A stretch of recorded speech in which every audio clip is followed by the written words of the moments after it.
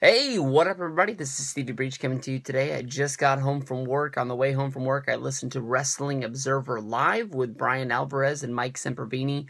Today was a very special episode. They were joined by Dave Meltzer and by Rey Mysterio. I'm not sure if this is the first Rey Mysterio interview since leaving the WWE, but honestly, this is the first Rey Mysterio interview that I've heard since he did leave.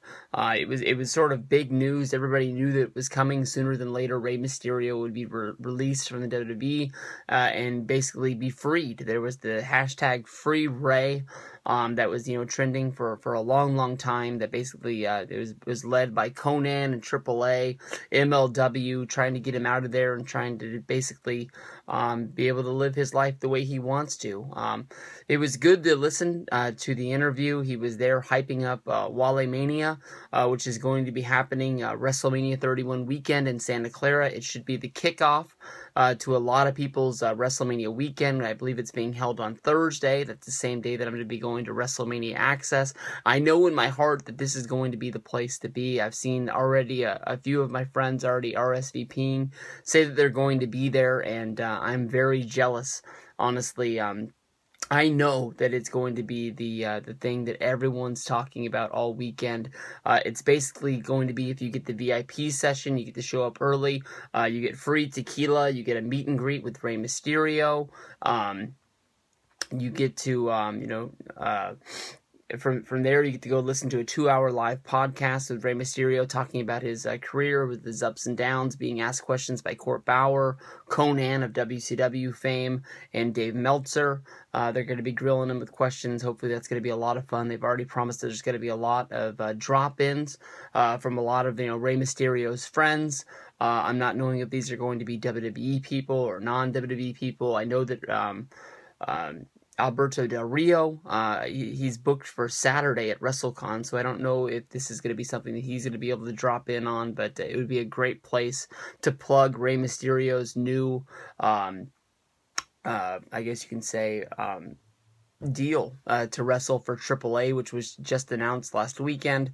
He's going to be there with him and Sin Cara and Alberto Del Rio. They got a lot of talent there. I can see AAA blowing up a lot like New Japan has in the last year, just basically being what everyone has been talking about. But listening to the interview with Rey Mysterio, he didn't really leave on bad terms with WWE. I mean, like, he sort of stuck to his guns that he wanted to leave. He doesn't have a sob story like a lot of guys do, basically coming out of WWE, basically running down Vince McMahon, running down Triple H.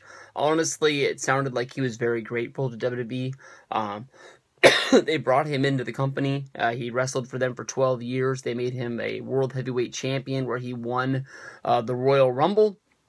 He won the WrestleMania. He won the World Heavyweight Championship at WrestleMania, wrestling against two of the biggest wrestling stars in the industry, Randy Orton and Kurt Angle. It can be debated what people think about that championship run. Honestly, it's probably one of the worst. If they picked Rey Mysterio out of the crowd and they wanted him to win the Royal Rumble, go on and win the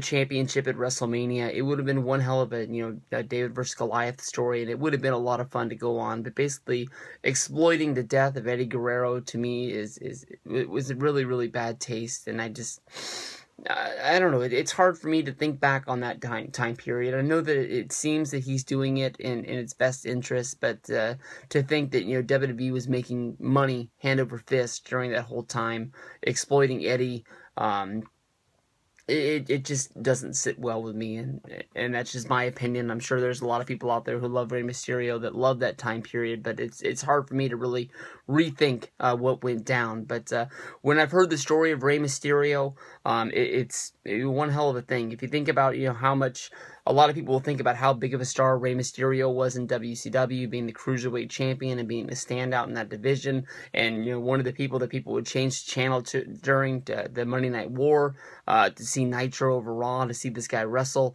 He came to WCW at a very young age, and he went through the thick and thin of WCW. He rose the heights, and he fell hard with WCW. By the time they were done, he was wrestling as a part of the Filthy Animals. He was a member of the No Limit Soldiers, a stable that was built around Master P, and he was wrestling without his mask, and you think about what WWE did with that mask, and really got it over to the point where every kid that went to a wrestling show,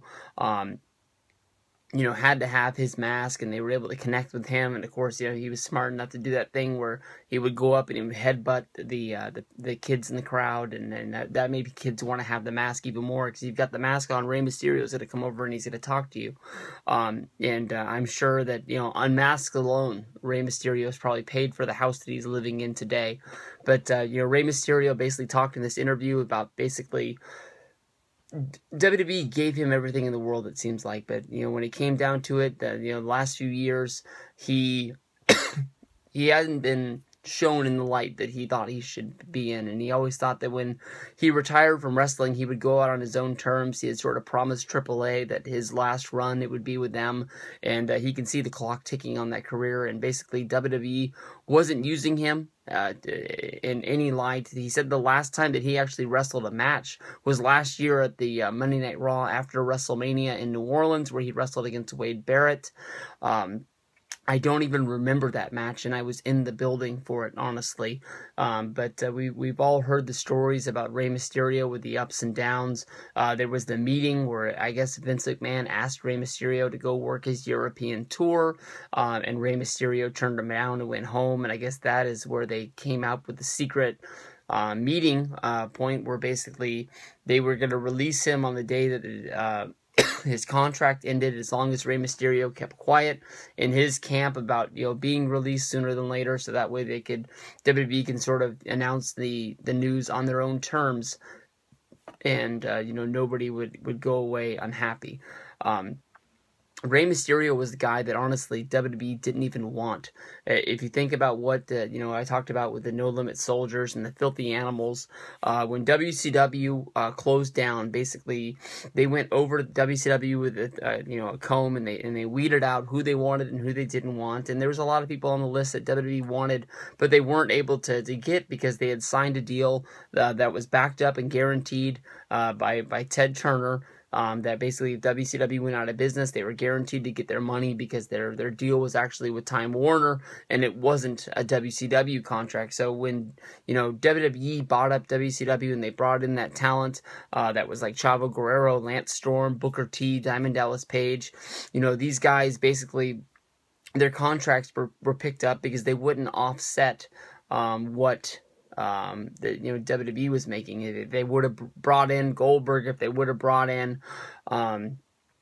Hulk Hogan, Kevin Nash, Scott Hall at the point of the closure, basically their guaranteed contracts would have came over, and they wouldn't have matched up against the contracts of like Stone Cold Steve Austin and The Rock, who in the long run made the same amount of money, but it was on the downsides guarantee, and it was based off of performance, and it was based off of gates, it was based off of how much merchandise you sold, this, that, and the other.